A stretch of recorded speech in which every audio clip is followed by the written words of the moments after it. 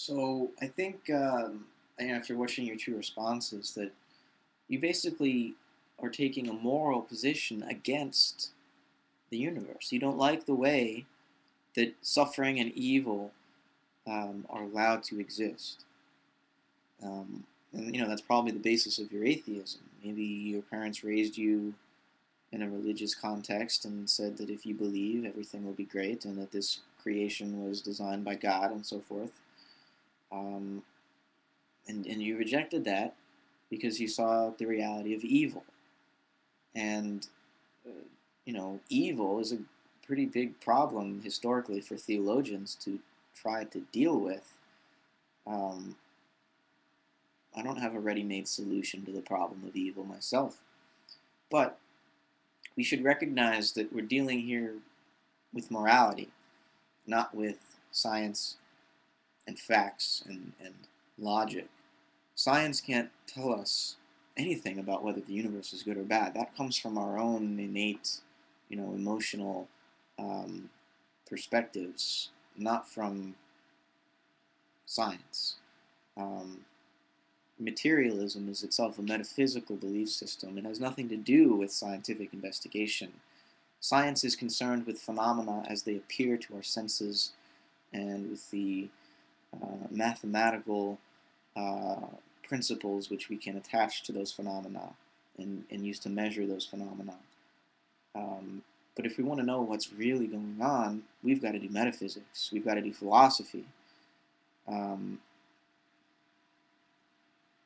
and when we get into metaphysical territory, it's everything gets very slippery. But when we realize that, as we both seem to agree, that science is about the how, it doesn't mean that the why is no longer important. The why is very important, um, because it tells us how we ought to live. Because for human beings, conscious entities, we care about our existence. We care about the existence of others. And, no matter how many scientific facts we have about the nature of phenomena, we're never going to stop caring about our existence. And it's at this level of care that I think um, morality is born. And, something like death seems terrible. And, if you could go and redesign the universe, maybe you would get rid of death.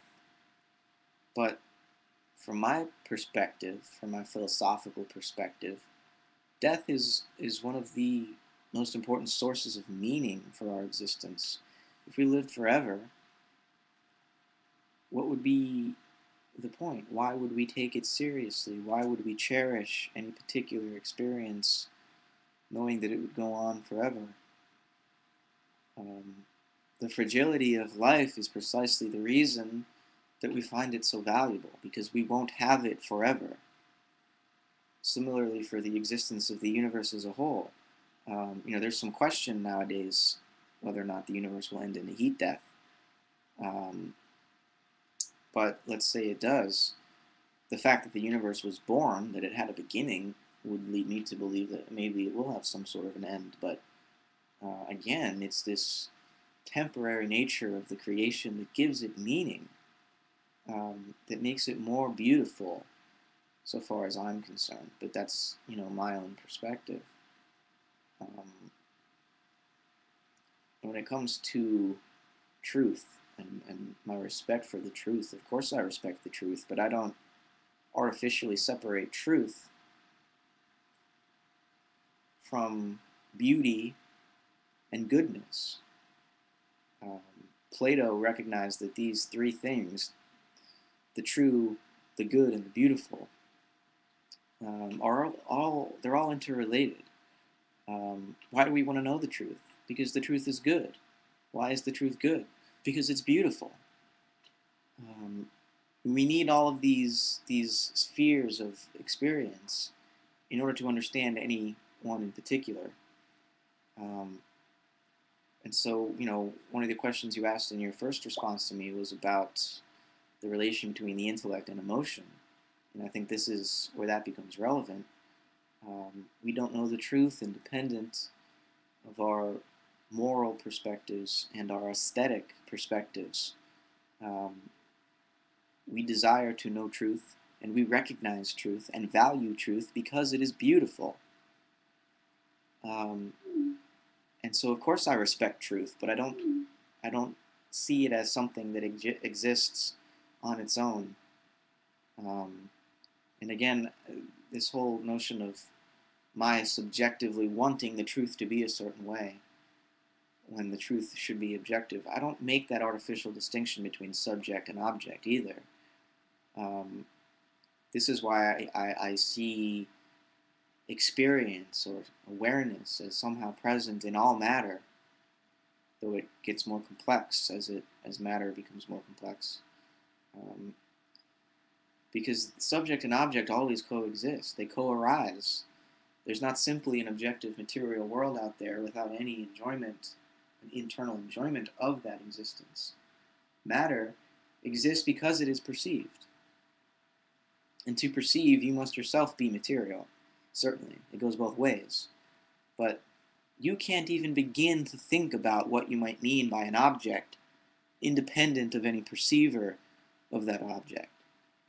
To imagine an object, you take a perspective and you view the object from that place. So without your awareness of the object, there is no object. And without your own embodied material existence, you could not perceive either. So I'm not saying reality is just in your mind, but I'm saying that these two ideas of subjectivity and objectivity are bound together. They cannot exist one without the other. In terms of you saying that the brain produces thoughts the same way that the heart pumps blood, you're not recognizing the ontological distinction here between conscious awareness and material, what is thought of as dead, insentient material objects. The heart pumps blood, fine, but the brain, what you're trying to get the brain to be responsible for, thought, experience, consciousness, is wholly other and different than the exterior surfaces of what's inside this skull. You can look at my brain, but you cannot experience my thoughts, my emotions. And so there's another dimension to matter that we call consciousness, at least in human beings. And so unless we see this inner dimension present in matter all the way down to the smallest atoms, I don't see how it could ever arise in us. And this is a key point, because from this point, everything else that I'm saying and have ever said follows. So it's important that we both understand each other here. But you're right, it's not really about you and I agreeing, because we probably won't. It's more about the people sitting on the fence who are listening to us. And from my point of view, materialism, especially fundamentalist materialism, is destructive to our civilization, because it makes meaning an illusion, value an illusion, sentience an illusion. And without these things, how are we supposed to continue to bring forth our civil lives with one another? How are we supposed to continue existing socially? We need to believe in meaning. We need to. Even if it didn't exist objectively, we couldn't exist without it. If there is a truth that psychology has discovered, it's that the human being has a will to meaning, as one psychoanalyst put it, Viktor Frankl.